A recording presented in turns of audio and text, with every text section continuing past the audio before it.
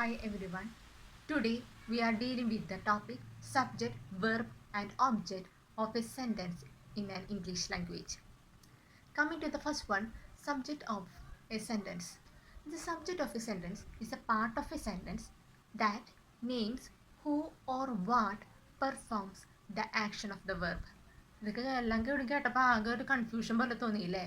I will give you the notes in the description box. There is no need to worry. First listen here. Subject of a sentence is a part of a sentence. അതൊരു part of a sentence ആണ്. എന്താണ്? That performs. എന്താണ്? That names who or what performs the action. ആരാണ്, എന്താണ്, ഏത് ആക്ഷനാണ് perform ചെയ്യണമെന്ന് അതിന് പറയുന്നതാണ് subject of a sentence. I will give you the example. Ramu is playing cricket. ഇവിടെ ആരാണ് ക്രിക്കറ്റ് കളിക്കുന്നത്? Ramu. So Ramu is the subject of this sentence. Do you understand? Coming to the next example, English is an easy language. ഏത് language ആണ് easy? English. So English is the subject of the sentence. മനസ്സിലായോ? എന്താണ് subject of a sentence? എന്താണ്? It is a part of a sentence that names who or what performs the action of the verb. Coming to the next one, the verb of a sentence. Verb എന്ന് പറഞ്ഞാൽ എന്താണ്? Action. നമ്മൾ എന്താ പറയുക? Playing, walking, jumping, അതൊക്കെ എന്താണ്? Actions ആണ് അല്ലേ? ക്രിയ എന്ന് നമ്മൾ മലയാളത്തിൽ പറയും. What is the verb of a sentence? Verb of a sentence is a part of a particular sentence that expresses the action, state or occurrences of the subject. എന്താണ്? The action, state or occurrence of the subject. I will give you the example. Radha writes a poem.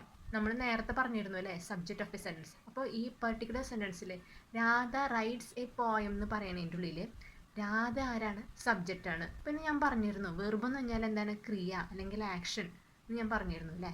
അപ്പോൾ ഇതിൻ്റെ അകത്ത് രാധ എന്താണ് ചെയ്യണത്? എഴുതുകയാണ് അല്ലേ. എന്തെഴുതാണ്? Poem. അപ്പോൾ എന്ത് ചെയ്യായിരുന്നു രാധ? എഴുതുകയായിരുന്നു. So writes is the verb of the sentence.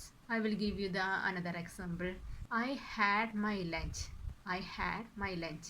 ഇതിൽ നിങ്ങൾക്കൊരു കൺഫ്യൂഷൻ വന്നിട്ടുണ്ടാവില്ല. I had my lunch. ഇതിലെ വെർബ് ഏതാണെന്ന് അല്ലേ? ഞാൻ എന്താ പറഞ്ഞത്? Action, state or occurrences. അതിൻ്റെ ഹാഡ് എന്നുള്ളത് എന്താണ്? കഴിച്ചു എന്നാണ് അർത്ഥമാക്കുന്നത്. അപ്പോൾ കഴിക്കുക എന്നുള്ളത് ഒരു ആക്ഷനിലും പെട്ടതല്ലേ? ആണ്. സോ ഐ ഹാഡ് മൈ ലഞ്ചിൻ്റെ അകത്ത് ഹാഡ് ആണ് എന്ത്? വെർബായിട്ട് വരുന്നത്. ഒരു എക്സാമ്പിളും കൂടി ഞാൻ പറഞ്ഞുതരാം. ഐ ബിലീവ് ഇൻ കർമ്മ. ഇത് എന്തൊരു സെൻറ്റൻസ് ആണല്ലേ? ഐ ബിലീവ് ഇൻ കർമ്മ. അപ്പോൾ ഞാൻ പറഞ്ഞത് എന്തായിരുന്നു? ആ സ്റ്റേറ്റ്മെൻറ്റ് ഒന്ന് ആലോചിക്കേ. The verb of a sentence that expresses the action, state or occurrences of the subject. അപ്പോൾ ഈ പെർട്ടിക്കുലർ സെൻറ്റൻസിൽ ഐ ബിലീവ് ഇൻ കർമ്മേൻ്റെ അകത്ത് വെർബ് ഏതാണ്? ഈ സെൻറ്റൻസിൽ സ്റ്റേറ്റ് ആണ് വരുന്നത് അല്ലേ, അവസ്ഥയാണ് വരുന്നത്. ഞാൻ കർമ്മത്തിൽ വിശ്വസിക്കുന്നു. So believe is the verb of this sentence. Do you understand?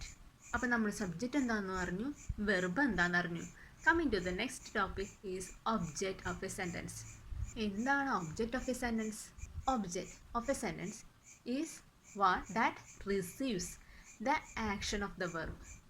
നോട്ട്സൊക്കെ ഞാൻ ഡിസ്ക്രിപ്ഷൻ ബോക്സിൽ ഇടാം. ഇങ്ങോട്ട് ശ്രദ്ധിക്കുക. ഒബ്ജക്റ്റ് ഓഫ് എ സെൻറ്റൻസ് എന്താണ്? That receives the action of the verb. I will give you the example. Sara ate cake. Sara എന്താണ് കഴിച്ചത്? എന്താണ് കഴിച്ചത്? കേക്കാണ് കഴിച്ചത്. So cake is the object of this sentence. Do you understand? നമ്മുടെ ആദ്യത്തെ സെൻറ്റൻസിൽ തന്നെ നോക്കുക. Ramu is playing cricket. Ramu എന്താണ് കളിച്ചത്? Cricket. So this is the object